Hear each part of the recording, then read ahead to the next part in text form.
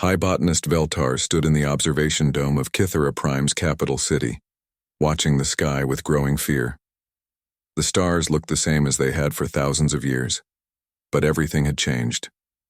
Death was coming to his people, and there was nothing they could do to stop it. The Kythera had lived in peace for over 10,000 years. They were a gentle people who grew amazing plants and created medicines that could heal almost any disease. Their cities were filled with beautiful gardens and towers that reached toward the sky like great trees. They had never hurt anyone and never wanted to fight wars, but the Vorthak did not care about peace. "High botanist," came a voice behind him. Veltar turned to see his assistant, Nimara, approaching with a datapad in her thin green hands. Her usually calm face showed deep worry. "The reports from the outer colonies are getting worse." Veltar took the datapad and read the latest messages.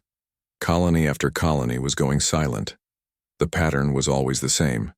First, the Vorthak ships would arrive. Then the bioweapons would be released.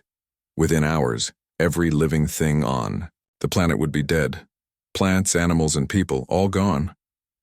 "How many colonies have we lost now?" Veltar asked, though he already knew the answer would break his heart.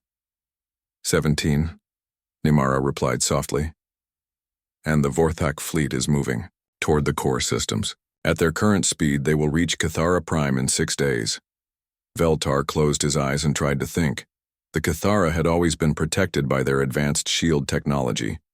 Their force fields could stop any weapon the galaxy had ever seen. But somehow the Vorthak had created new bioweapons that could pass right through shields. These weapons did not destroy ships or buildings. Instead, they killed all life on entire planets. The Vorthak were insects that stood as tall as trees. They had sharp claws and hard shells that could stop bullets. They believed that only the strong deserved to live, and that all other species were weak and worthless. For hundreds of years, they had been growing their empire by destroying anyone who got in their way. "What about the other species?" Veltar asked. "Have any of them offered to help us?" Nimara shook her head sadly. "The Galactic Council met yesterday. They said they feel sorry for us, but they cannot risk war with the Vorthak. The Zentari Empire has closed their borders.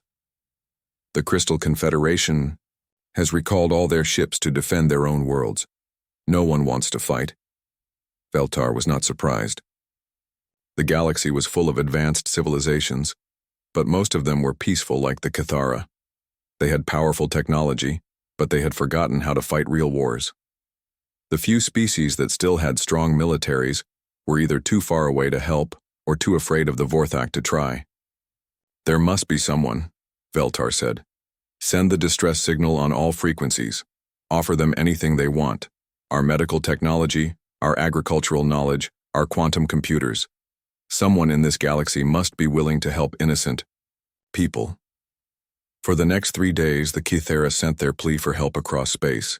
They broadcast on every communication channel they knew. They explained their situation and begged for military assistance. They promised to share their greatest scientific discoveries with anyone who would defend their people. Most of the messages went unanswered. A few civilizations sent polite replies saying they were sorry, but could not help. The powerful species that could have made a difference simply ignored the calls completely. On the 4th day, something strange happened. "High botanist," Nimara said, running into the command center with excitement in her voice. "We got a response to our distress signal." "From who?" Veltar asked, hope rising in his chest. "A species calling themselves humans. They are from a system called Sol in the Outer Rim territories." Veltar frowned. He had never heard of humans or the Sol system. "Are they powerful enough to help us?" Nimara looked at her datapad with confusion. "I do not know. They sent a very short message. All it said was, 'Message received. Help is coming. Stay strong.' That is all? What do we know about these humans?" "Very little. Sol system is not part of any major alliance. It is listed in the Galactic database as a restricted zone. The file says the 3rd planet is classified as a Class 12 death world." Veltar felt his hope begin to fade. A death world was a planet so dangerous that no civilized species would ever want to live there. They were places with poisonous air, deadly weather, and creatures that could kill anything that moved. Most death worlds were empty. If humans lived on one, they were probably primitive and weak. "What is their technology level?" he asked. "Unknown. The database has almost no information about them. It just says they were contacted by a Galactic Council survey ship about 50 years ago, but the contact was classified as unsuccessful." Veltar sighed. It seemed like their last hope was just another disappointment. Still, he had to try everything to save his people. "Send them our coordinates and tell them about the Vorthak threat. Maybe they know someone who can help us." 2 days later, the early warning sensors around Kythera Prime detected something approaching from deep space. At first, the technicians thought it might be refugees from one of the destroyed colonies. But as the objects got closer, they realized these were ships they had never seen before. "Hi, botanist. You need to see this," the chief sensor operator called out. Veltar hurried to the main screen and stared in amazement. 12 large ships were approaching Kythera Prime. They looked nothing like any vessels in the galactic database. Instead of the smooth, elegant curves that most civilizations preferred, these ships were angular and rough. They looked like they had been built for war. "Are those the humans?" Veltar asked. "Yes, sir. They are broadcasting identification signals. The lead ship is calling itself the TDC Retribution." TDC. Terran Defense Coalition, sir. That must be what they call their government. Veltar studied the approaching ships. They were much smaller than Vorthak vessels, but something about them made him feel uneasy. They moved through space like predators hunting prey. "Send them a welcome message," he ordered. "Tell them we are grateful they came to help us." The response came back quickly. The voice that spoke was unlike anything Veltar had ever heard. It was deep and rough, like rocks grinding together. "This is Admiral Sarah Chen of the Terran Defense Coalition. We received your distress call. We are here to help. Request permission to establish orbit and meet with your leaders." "Permission granted," Veltar replied. "But I must warn you, the Vorthak fleet will arrive in less than 2 days. They have over 200 ships and weapons that can destroy all life on a planet. Are you sure you want to stay?" There was a pause before the human admiral answered.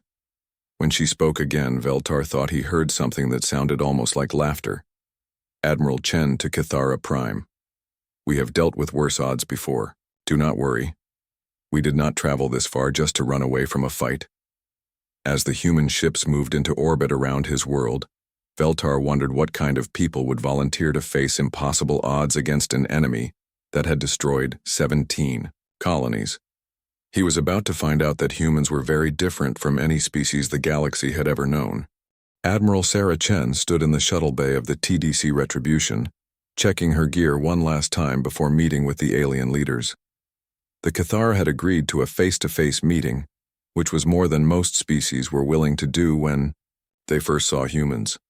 "Admiral, are you sure about this?" asked Commander Jackson, her second-in-command. "The aliens seem pretty nervous about us. Maybe we should stick to video calls for now." Sarah pulled on her dress uniform jacket and smiled grimly. "Jackson, if we are going to fight their war for them, they need to know exactly what they are getting. Better they see us now than get surprised later." The shuttle ride down to Kythera Prime was smooth and quiet. Sarah looked out the window at the alien world below. It was beautiful in a way that reminded her of Earth's nature parks. Green forests covered most of the land, and the cities looked like they had grown naturally from the ground instead of being built. When the shuttle landed, Sarah and her team were met by a group of tall, thin aliens with pale green skin. They moved slowly and carefully like people walking through a hospital. Their leader stepped forward and bowed deeply. "Welcome to Kythera Prime," the alien said through a translation device. "I am High Botanist Veltar. Thank you for answering our call for help." Sarah studied the alien leader. Veltar was about 7 feet tall but probably weighed less than she did. His arms were long and thin, and his hands looked like they had never held anything heavier than a flower. His large eyes showed intelligence and kindness. but also deep fear. "I am Admiral Chen," she replied. "We came as soon as we got your message. Tell me about this Vorthak threat." Veltar led them through the city toward the government buildings. As they walked, Sarah noticed that all the Kithara they passed stopped to stare at the humans. Some looked curious, but most looked afraid. Sarah was used to this reaction. Humans had that effect on most alien species. "The Vorthak are an ancient empire," Veltar explained as they walked. "They believe that only the strongest species deserve to exist. For the past year, they have been systematically destroying what they call inferior civilizations. They have new weapons that can kill all life on a planet in hours." "What kind of weapons?" Sarah asked. "Bioweapons. They release a virus into the atmosphere that kills everything living, plants, animals, people. Our shields cannot stop it because it is a biological agent, not an energy weapon." Sarah nodded. Bioweapons were nasty, but humans had been dealing with diseases and toxins for thousands of years. Earth's environment had taught them to be very hard to kill. They entered a large building that looked like it was carved from a single giant tree. The meeting room was filled with Kithara leaders, all looking nervous and worried. When they saw Sarah and her team, several of them stepped backward. "Please, sit," Veltar said, gesturing to chairs that had been specially made for human size. "Tell us about your people. We know very little about humans." Sarah sat down and looked around the room. She decided to be completely honest with these aliens. They deserved to know what they were getting into. "Humans come from a world called Earth," she began. "Our planet is what you would call a death world. Almost everything on Earth is trying to kill everything else. The weather can freeze you solid or cook you alive. The plants are often poisonous. The animals are mostly predators. Diseases and toxins are everywhere." The Kithara leaders looked shocked. One of them, a female with silver markings on her face, spoke up. "How do you survive on such a world?" "We evolved to be very hard to kill," Sarah replied simply. "Humans can survive in environments that would kill most species. We can fight off diseases that would destroy entire alien populations. We heal quickly from injuries, and we learn to be very good at fighting because everything on our world fights to survive." "But you are a civilized species," Veltar said. "You have advanced technology and space travel." "Yes, but we never forgot how to fight. While most species develop technology to avoid conflict, humans develop technology to win conflicts. Our ships are built to take damage and keep fighting. Our weapons are designed to destroy enemies completely. Our soldiers are trained from childhood to face overwhelming odds and never give up."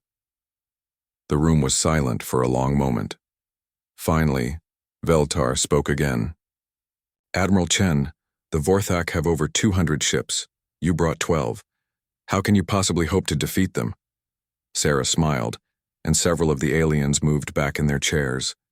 She realized that a human smile probably looked like a threat, displayed to these peaceful plant growers. "Hi, botanist, let me ask you something. How many Vorthak ships would it take to destroy one of your vessels?" "One, if they use their bioweapons. Our ships cannot fight back effectively. And how many human ships do you think it would take to destroy a Vorthak vessel?" Veltar looked confused. "I do not know." "What are your ships capable of?" "Our smallest destroyer carries enough nuclear weapons to destroy a moon. Our largest dreadnought can crack a planet's crust with its main guns. Every human ship is built to fight outnumbered and win." The Kithara leaders began talking among themselves in worried voices. Sarah could see they were starting to wonder if they had made a mistake. Asking for human help. "Are you warriors?" asked the female with silver markings. "Ma'am, every human is a warrior. On Earth you learn to fight or you die. We have been at war with our own planet for millions of years, and we won. The Vorthak think they are predators, but they have never faced a species that turned an entire death world into their home." Suddenly alarms began ringing throughout the building. A young Kithara rushed into the room and spoke quickly to Veltar in their own language. The high botanist's face went pale. "What is it?" Sarah asked. "Long-range sensors have detected the Vorthak fleet. They are 18 hours away." Sarah stood up and activated her communication device. "Admiral Chen to all ships. Battle stations. Prepare for enemy contact in 18 hours." The response came back immediately from all 12 human vessels. Acknowledged, Admiral. Ready for combat. Veltar looked at Sarah with amazement. Your crews sound eager to fight. Hi, botanist, humans have been looking for a good fight for 50 years. The Vorthak just gave us one. As the meeting broke up and the Kithara leaders hurried away to prepare their defenses, Veltar stayed behind to talk with Sarah privately. Admiral, I must ask you something. Are you here to save us or to conquer us? Sarah looked at the tall, alien leader and saw genuine fear in his eyes. Not fear of the Vorthak, but fear of humans. Hi, botanist. Humans believe that the strong should protect the weak. We came here because you asked for help and because what the Vorthak are doing is wrong. We will fight your war and defeat your enemies. But we will not stay where we are. Not wanted. And after the battle, what will you want from us? Nothing you are not willing to give. We fight because it is right, not because we want to rule you. Veltar studied her face for a long moment, then nodded slowly. I hope you are telling the truth, Admiral. Because after tomorrow, you will be the most powerful military force in this sector of the galaxy. Sarah smiled again, more gently this time. Hi, botanist, that is exactly why you can trust us. If we wanted to conquer the galaxy, we would not need to wait for an invitation. As Sarah returned to her shuttle, she wondered if the Kithara truly understood what they had unleashed. The Vorthak thought they were coming to destroy another helpless civilization. Instead, they were about to meet the deadliest species the galaxy had ever produced. The Vorthak war fleet dropped out of hyperspace at the edge of the Kithara system like a swarm of metal locusts. 200 ships spread across space in perfect formation, each one the size of a city block. They had destroyed 17 worlds in the past year, and today would be no different. War leader Kethvar stood on the bridge of his flagship, studying the sensor readings with satisfaction. The pathetic plant growers had managed to find some allies, but it would not matter. 12. Primitive ships could not stand against the might of the hegemony. War leader, his communications officer clicked in the harsh Vorthak language. The enemy vessels are broadcasting a message. Put it through, Kethvar ordered. He wanted to hear the aliens beg for mercy before he destroyed them. The message that came through the speakers was not what he expected. The voice was calm and cold, speaking in perfect galactic standard. This is Admiral Sarah Chen of the Terran Defense Coalition. You have entered Kithara space with hostile intent. You have 30 seconds to withdraw your forces, or we will demonstrate why our species conquered the most hostile planet in known space. This is your only warning. Kethvar's mandibles clicked in amusement. These humans thought 12 ships could threaten his entire fleet. It was almost insulting. Open a channel, he ordered. Unknown aliens. I am war leader Kethvar of the Vorthak. Hegemony. You are outnumbered 16-1. Surrender now and we will kill you quickly. Resist and we will make your death slow and painful. The human's response was immediate. War leader, you have 15 seconds left to withdraw. I suggest you use them wisely. Foolish creatures, Kethvar snarled. All ships, attack formation, destroy the alien vessels, then proceed with planetary sterilization. The Vorthak fleet surged forward like a wave of death. Their ships were massive and heavily armored, designed to intimidate enemies into surrender. Each vessel carried enough bioweapons to kill every living thing on a dozen worlds. But as they approached the human fleet, something unexpected happened. Instead of retreating or trying to hide behind the planet, the 12 human ships accelerated straight toward them. War leader, his tactical officer called out, the aliens are charging our formation. They appear to be on a collision course. Kethvar studied the tactical display in confusion. No sane species would charge into overwhelming odds. These humans must be panicking. Open fire as soon as they enter range, he ordered. Put them out of their misery. The first exchange of weapons fire lit up the darkness of space. Vorthak energy beams lanced out toward the human ships, striking their angular hulls with devastating force. But instead of exploding as expected, the human vessels simply absorbed the damage and kept coming. Impossible, Kethvar muttered. Our weapons should have destroyed them. On the bridge of the TDC Retribution, Admiral Chen watched the damage. Reports scroll across her screens. 3 ships had taken direct hits, but their armor was holding. The Vorthak weapons were powerful, but they were designed to fight the delicate ships of peaceful civilizations, not vessels built to survive in Earth's crushing gravity and violent weather. All ships, return fire, she ordered calmly. Target their command vessels first. The human fleet unleashed its weapons, and the Vorthak learned what real firepower looked like. Nuclear missiles streaked across space at impossible speeds. Railgun rounds moving at significant fractions of light speed punched through Vorthak armor like paper. Plasma cannons that could melt asteroids turned enemy ships into clouds of superheated gas. The first salvo from the human fleet destroyed 8 Vorthak vessels completely. The second salvo took out 12 more. By the third salvo, the remaining Vorthak ships were breaking formation and trying to escape. "War leader," his communications officer screamed over the sounds of explosions. "We have lost 37 ships in less than 3 minutes. Our weapons are barely scratching their hulls, but their weapons are tearing us apart."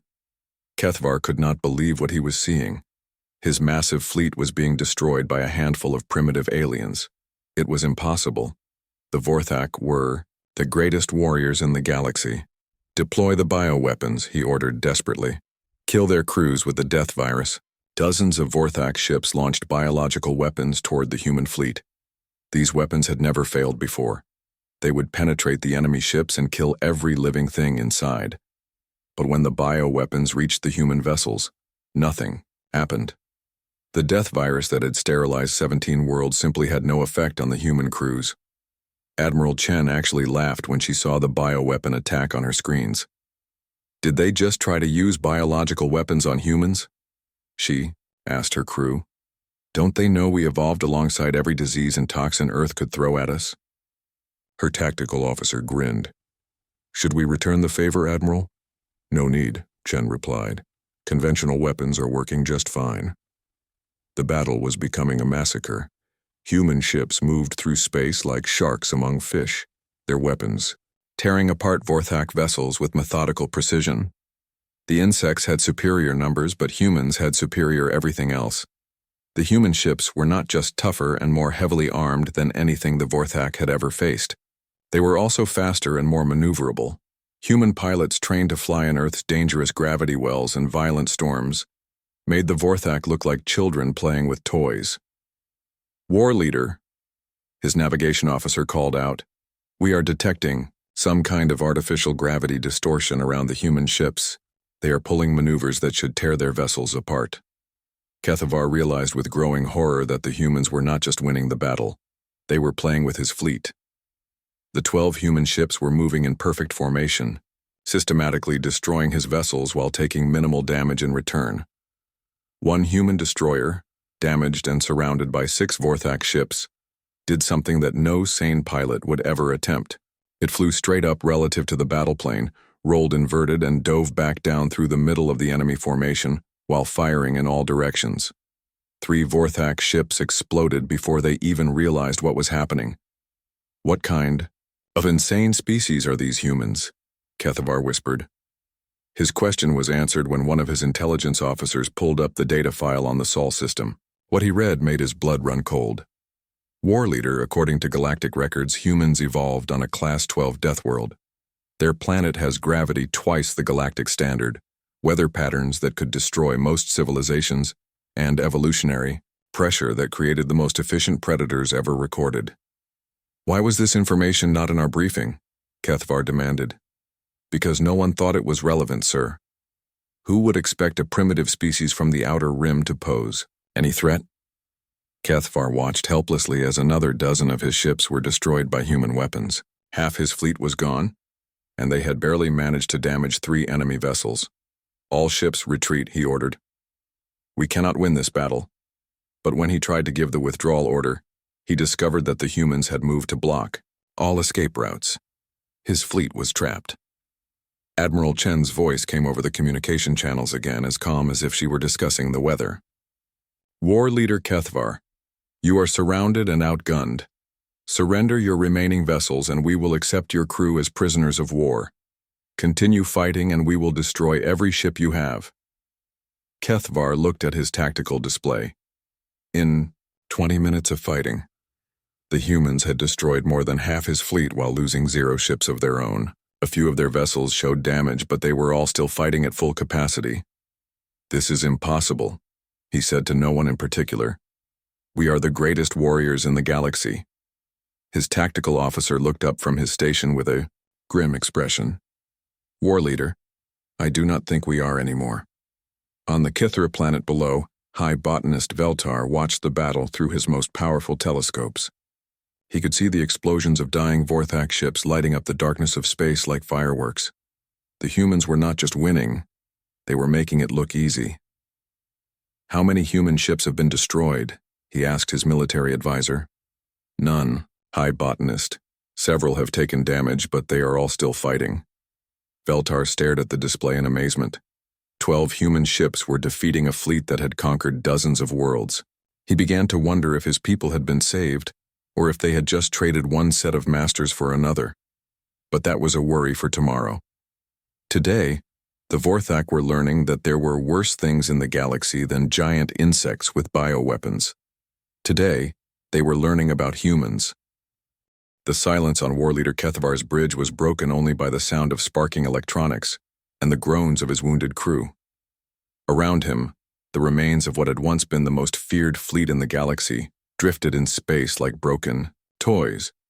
Of the 200 ships he had brought to destroy the Kithera, only 43 remained functional. The humans had stopped their attack, but their 12 vessels surrounded the survivors like predators deciding whether to finish off wounded prey. "War leader," his communications officer wheezed through a damaged vocal slit. "The humans are broadcasting. Again." Kethvar straightened in his command chair, trying to maintain some dignity even in defeat. "Put it through." Admiral Chen's voice filled the bridge, as calm as ever. "War leader Kethvar, you have 60 seconds to make a decision. Surrender your remaining ships and crews, or we will resume our attack. Choose wisely." Kethvar looked around his ruined bridge. His tactical displays showed the grim truth. The human ships had taken some damage, but they were all still combat-ready. His own vessels were barely holding together.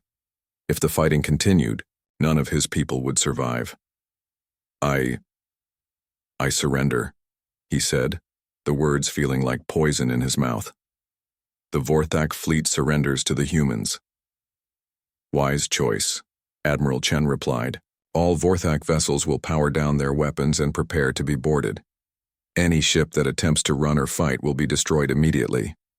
As human boarding parties took control of the surviving Vorthak ships, news of the battle spread across the galaxy at light speed.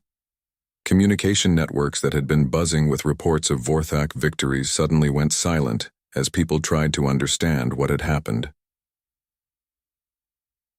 On the capital world of the Galactic Council, emergency session 4047 was called to order within hours of receiving the first reports. Representatives from hundreds of species gathered in the Great Assembly Hall, all talking at once about the impossible news from Kithra space.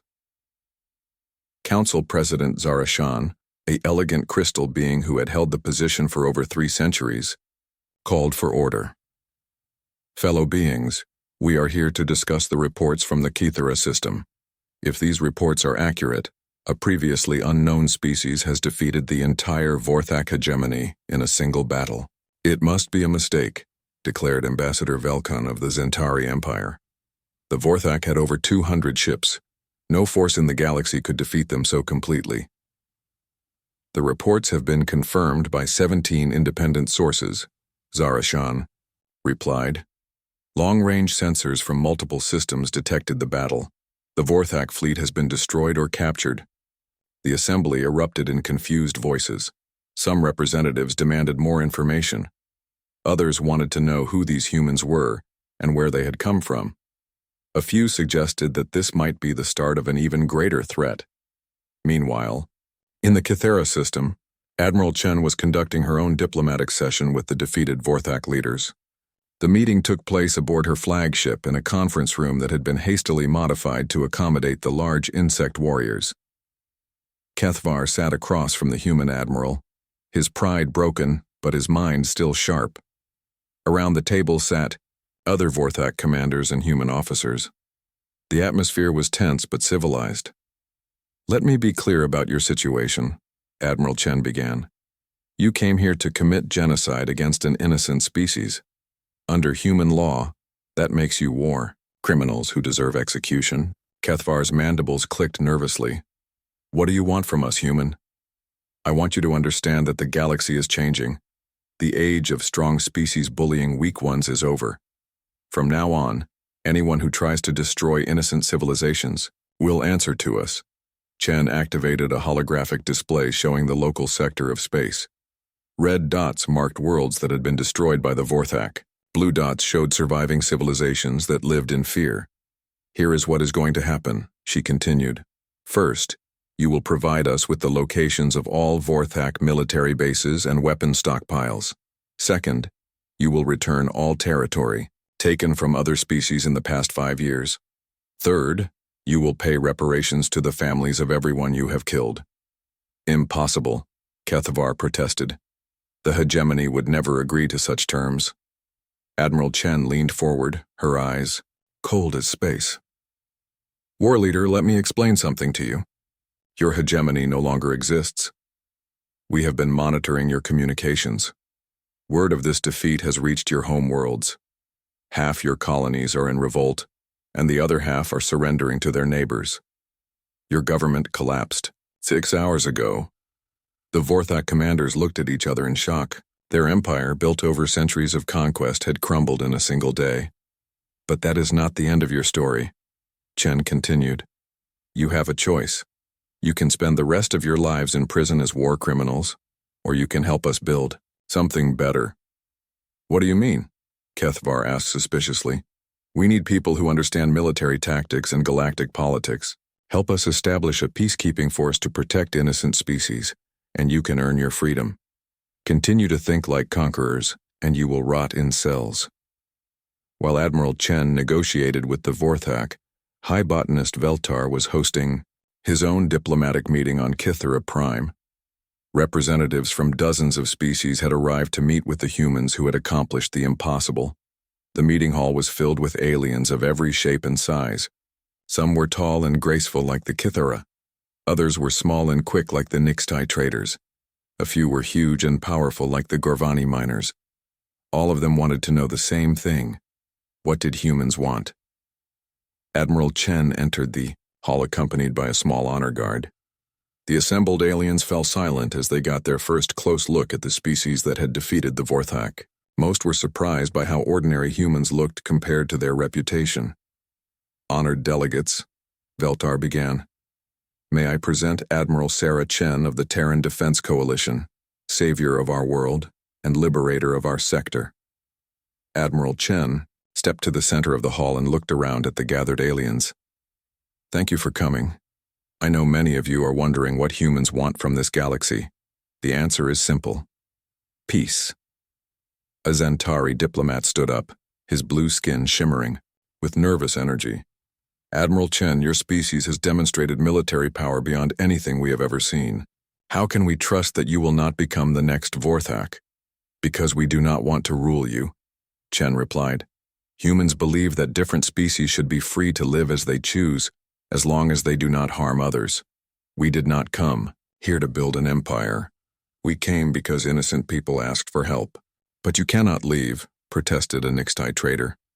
"Without your protection, new threats will emerge. Other aggressive species will try to fill the vacuum left by the Vorthak." Admiral Chen nodded. "You are right. That is why we propose the creation of a galactic defense alliance.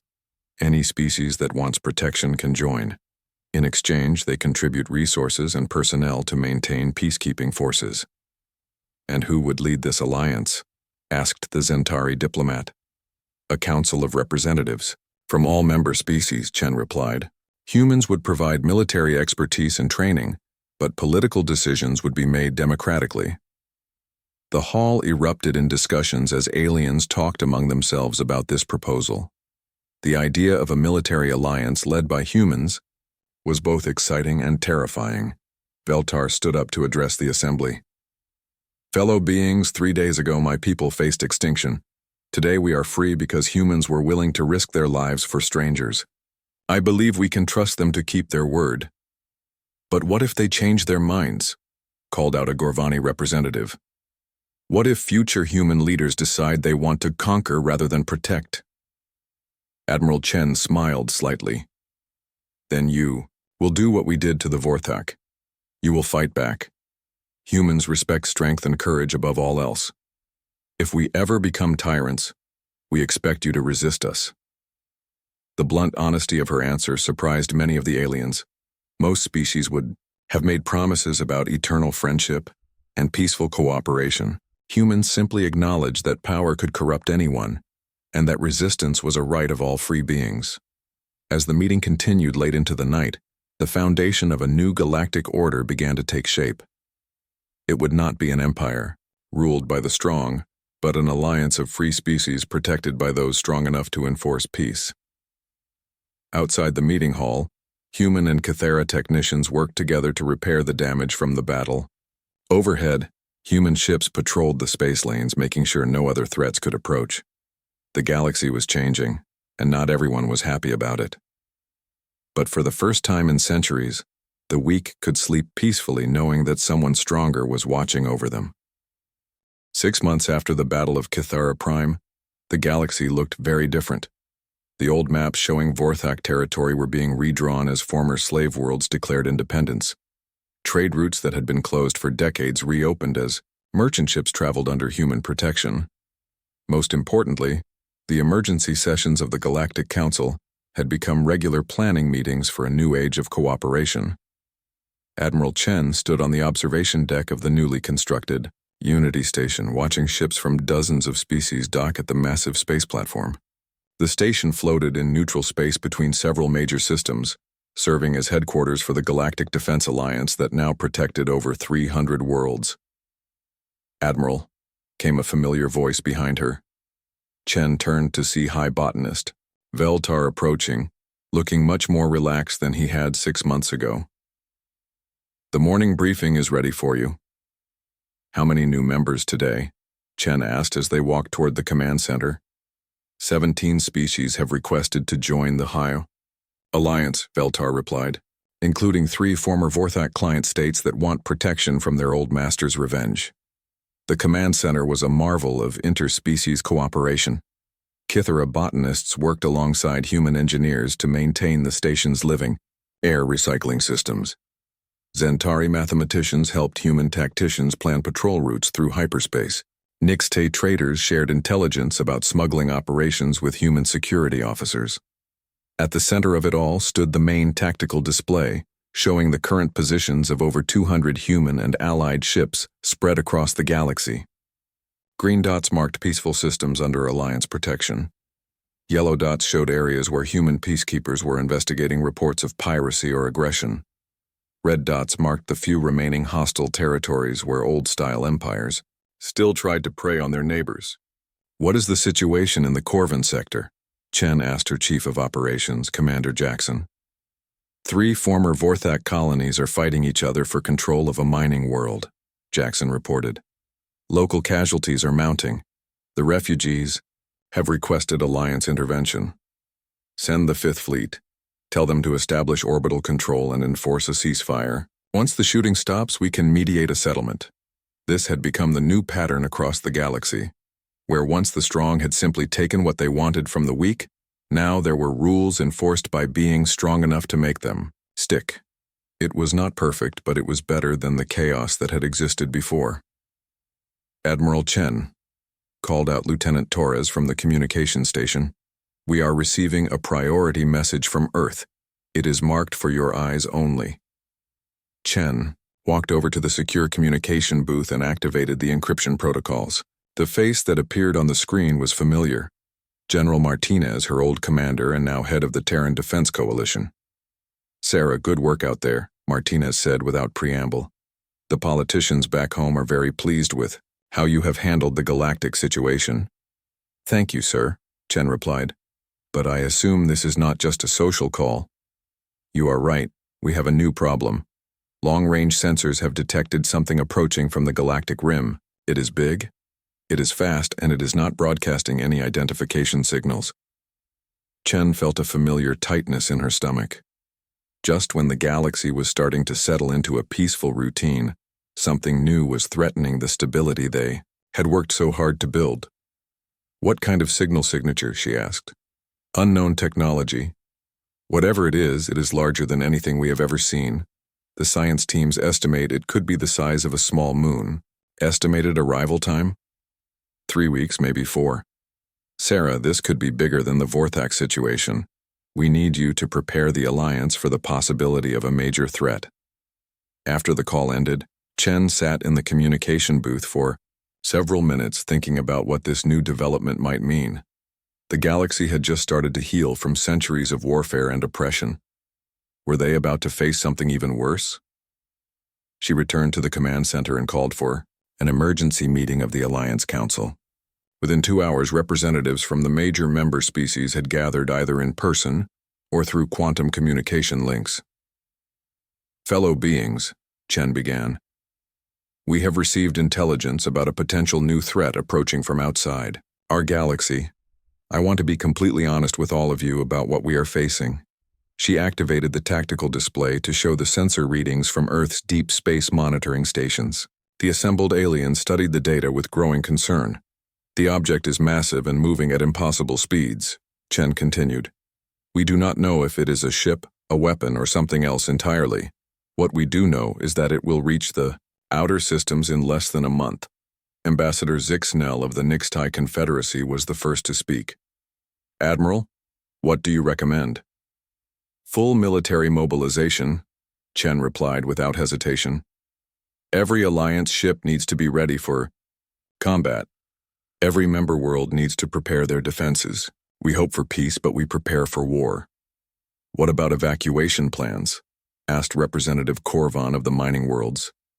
If this threat is as dangerous as you suggest, should we not move civilian populations to safety? Chen shook her head.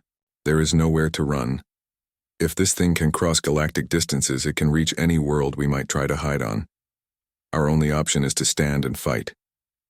High botanist Veltar leaned forward in his chair. Admiral, 6 months ago you saved our world from the Vorthak. Now you are asking us to trust you again in the face of an even greater unknown. What makes you so confident that we can succeed?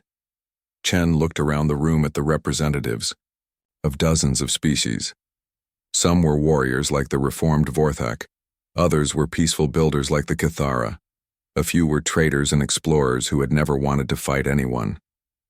But all of them were here because they believed in the idea that free beings could work together to protect each other. Because we are not the same galaxy that the Vorthak terrorized, she said. 6 months ago, you were all isolated and afraid. Today you are united and strong. The Cathara have shared their medical technology with everyone. The Zentari have improved our shield systems. The Nixtai have created new communication networks. Even the former Vorthak have contributed their tactical knowledge. She paused to let that sink in before continuing. Whatever is coming from the rim, it will not find a galaxy of frightened civilians hiding behind their defenses. It will find an alliance of free species who have learned to fight together, and leading that alliance will be humans who have never lost a war. The response was immediate and unanimous. Every species represented in the meeting voted to support full military mobilization. Resources that had been dedicated to rebuilding were redirected to preparation for war. Shipyards that had been building civilian vessels switched to producing warships. Training academies that had been teaching peacekeeping tactics began drilling for large-scale combat. But the most important change was in the attitude of the galaxy's people. For the first time in recorded history, different species truly saw themselves as part of something larger than their own worlds. The threat from beyond the rim was bringing them together in ways that peace alone never could. 2 weeks later, Admiral Chen stood once again on the observation deck of Unity Station, but now the view was very different. Instead of peaceful merchant ships, she was looking at the largest military fleet ever assembled in galactic history. Over 1,000 vessels from 47 different species floated in perfect formation, ready to face whatever was coming. India Sinantwayan, The distance, she could see the graceful curves of Cathara medical ships equipped with weapons that could heal or harm. Next to them were the sturdy bulk haulers of the Gorvani, converted into mobile weapon platforms. Human dreadnoughts served as the backbone of the fleet, their angular hulls bristling with enough firepower to crack planets. "Admiral," Commander Jackson said, approaching with a datapad in his hands. "Final fleet status report. We have 1,047 ships ready for combat, including 89 human vessels. All crews have completed integration training. All ships are fully supplied and armed." "Any word on our mysterious visitor?" Chen asked. "Long-range sensors show it will reach the outer marker. Boys in 6 hours. Whatever it is even larger than our initial estimates. Science teams now think it could be the size of a small planet."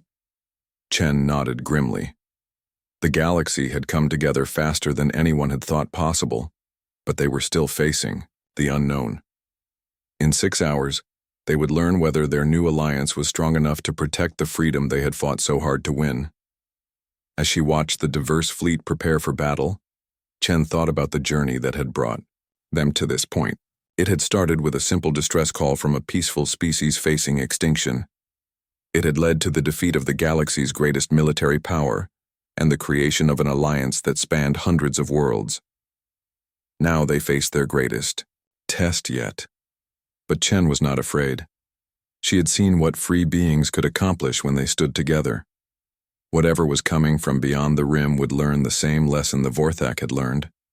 The galaxy was no longer helpless. To be